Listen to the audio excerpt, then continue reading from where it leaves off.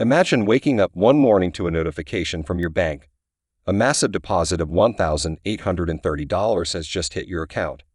And not just for this month, but every single month from now on, for the rest of your retirement years. Sound too good to be true? Well, keep watching because today we'll dive deep into the recent bills signed by Prime Minister Justin Trudeau that could make this a reality for millions of Canadian retirees. Hey seniors, Michael here from the Seniors Money YouTube channel. If you're new around here, welcome. On this channel, we cover all the latest news, updates, and money-saving tips to help make your retirement years as financially comfortable as possible. So if that's something you're interested in, don't forget to subscribe and hit that notification bell so you never miss an update. Now let's dive right into today's huge topic. As you may have heard, Prime Minister Justin Trudeau recently signed into law two new bills that could significantly impact the monthly payments received by millions of Canadian retirees through the Old Age Security (OAS) program.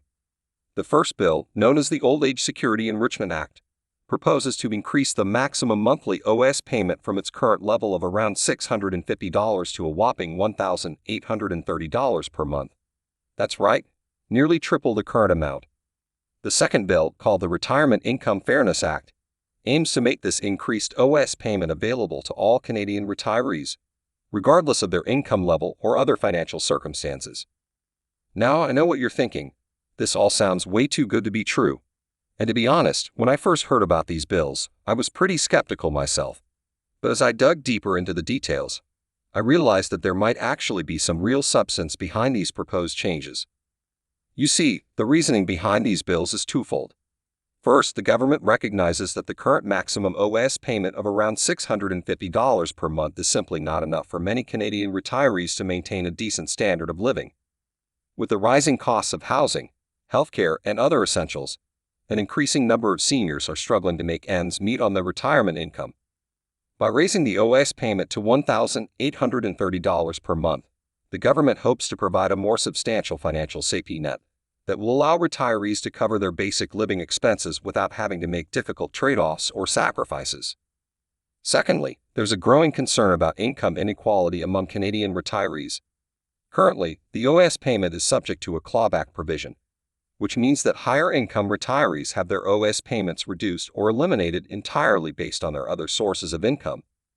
While the intention behind this clawback was to target the OAS benefits towards those with the greatest financial need, critics argue that it unfairly penalizes retirees who have worked hard and saved diligently throughout their careers.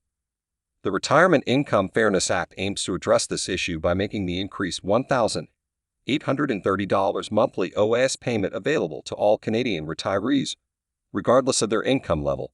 The rationale behind this move is that everyone, rich or poor, has contributed to the OAS program through their lifetime of paying taxes, and therefore everyone should be entitled to receive the full benefit in retirement. Now, I know what you're thinking. This all sounds great in theory, but how on earth is the government planning to fund such a massive increase in OAS payments?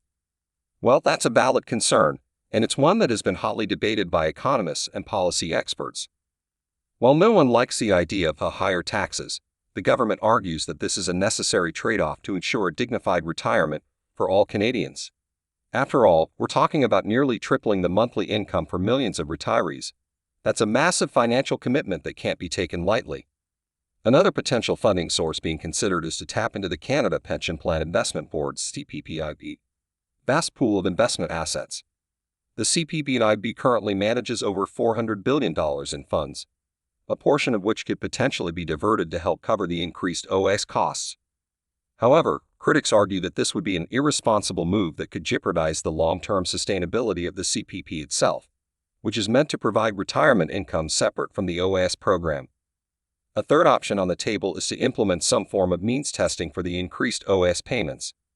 Under this scenario, the $1,830 monthly payment would only be available to retirees with incomes below a certain threshold, while higher-income seniors would continue to receive the current, lower OAS payment, or perhaps a slightly increased amount, but not the full $1,830. This approach would certainly be more fiscally responsible, as it would target the increased benefits towards those who truly need them the most.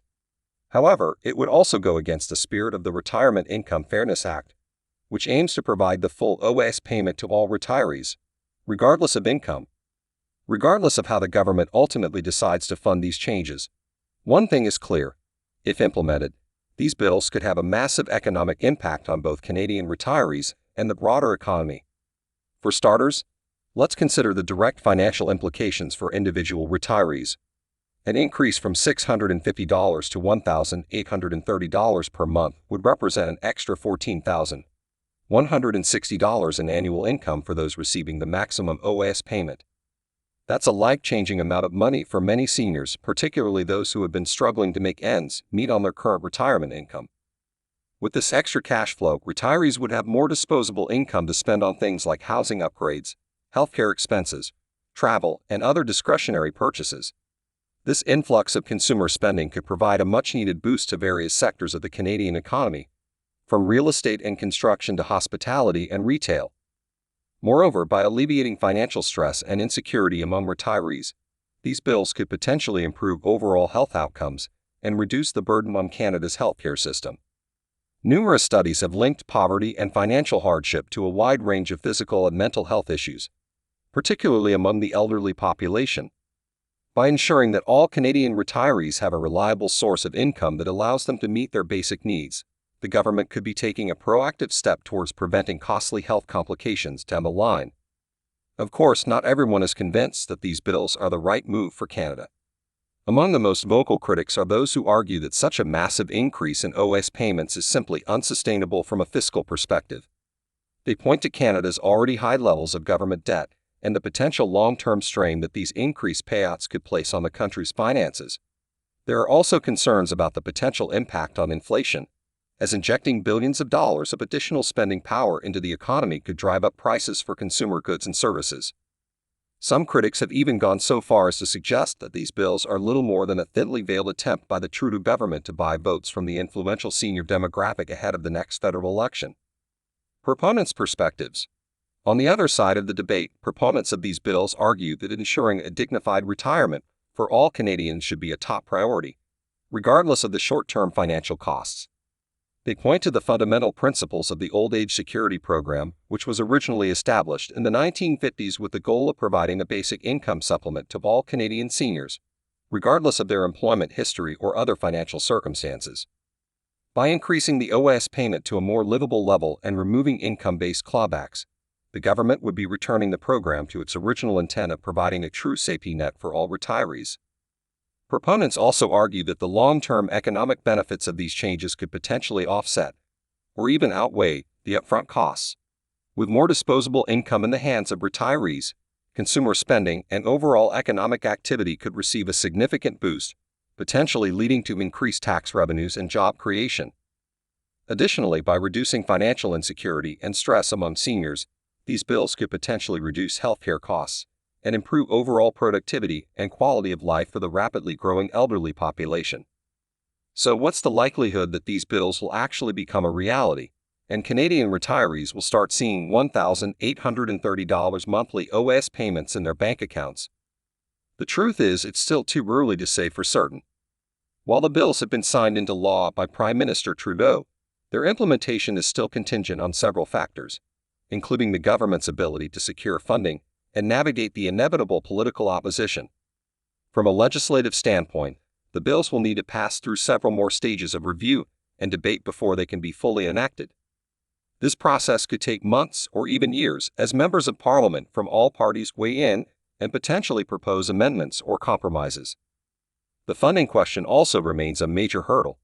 As discussed earlier, the government has proposed several potential options for covering the massive cost of these OAS increases. But each option comes with its own set of challenges and trade-offs. If the decision is made to increase taxes, for example, the government will need to carefully gauge public sentiment and potentially brace for backlash from taxpayers who may not be eager to see their financial burden grow. Alternatively, if the Canada Pension Plan Investment Board's assets are tapped into, there will likely be intense scrutiny and debate around the long-term implications for the CPP itself, which millions of Canadians are relying on for their own retirement income. And if a means-testing approach is adopted, the government will need to navigate the tricky task of determining appropriate income thresholds and ensuring that the system is fair and equitable for all retirees.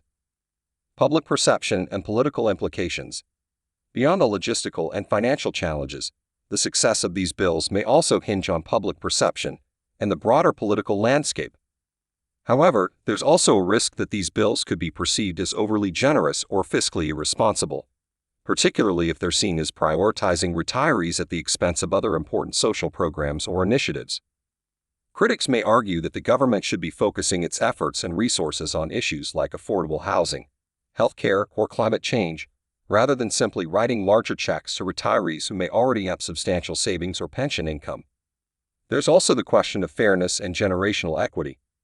While the bills aim to provide equal OAS payments to all retirees, regardless of income level, some may argue that this approach unfairly benefits wealthier seniors at the expense of younger, working-age Canadians who will ultimately be shouldering the financial burden through higher taxes or other measures.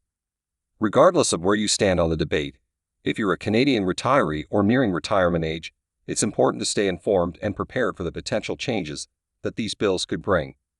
If the $1,830 monthly OAS payment does become a reality, it will undoubtedly have a significant impact on your overall retirement income and financial planning. You may need to reevaluate your budget, investment strategies, and overall retirement roadmap to account for this influx of additional income. On the other hand, if these bills stall or are significantly watered down during the implementation process, you'll need to be prepared to adjust your expectations and potentially revisit your retirement plans accordingly.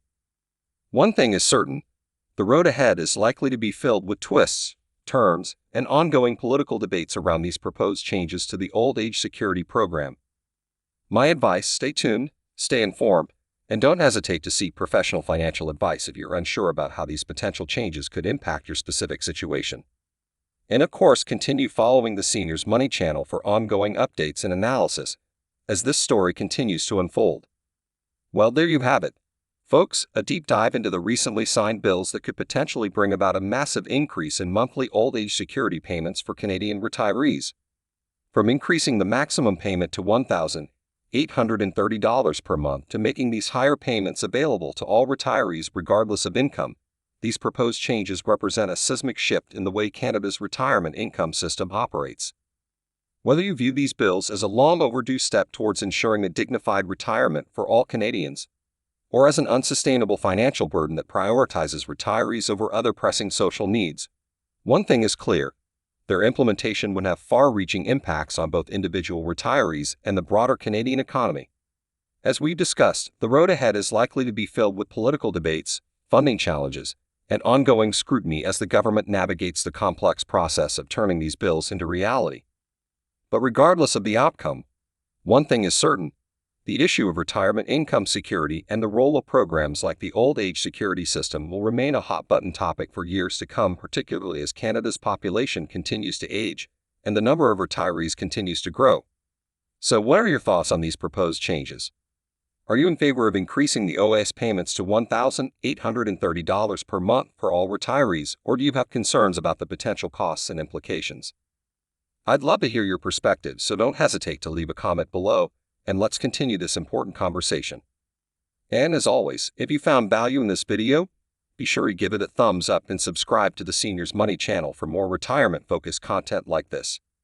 Thanks for watching, and I'll see you in the next one.